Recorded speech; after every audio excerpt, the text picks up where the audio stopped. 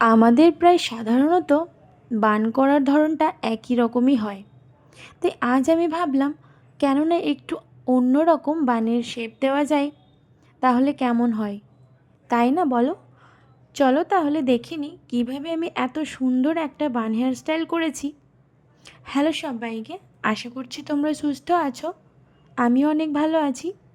চলো তাহলে হেয়ার স্টাইলটা এখান থেকেই স্টার্ট করছি। প্রথমেই আমি আমার চুলটাকে ভালো করে কোম করে নিয়েছি এবং কোম করে নেওয়ার পর আমরা নর্মালি যেভাবে হাত খোপা করি সেই রকমভাবেই শুরুটা করব।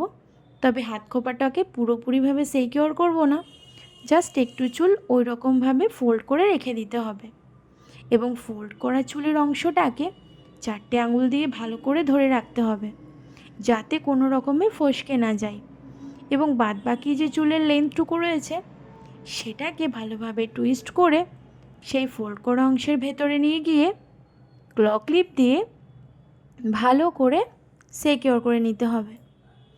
এক্ষেত্রে কিন্তু কোনো রকম রাবার ব্যান্ড আমরা ব্যবহার করিনি, তাই ক্লক ক্লিপটাকে ভালো করে সেট করে নিতে হবে যাতে আমাদের চুলটা ভালোভাবে সিকিউর হয়ে যায়। এই ধরনের হেয়ারস্টাইল কিন্তু যাদের চুলের লেন্থ কম তারাও অনায়াসে ট্রাই করে ফেলতে পারো।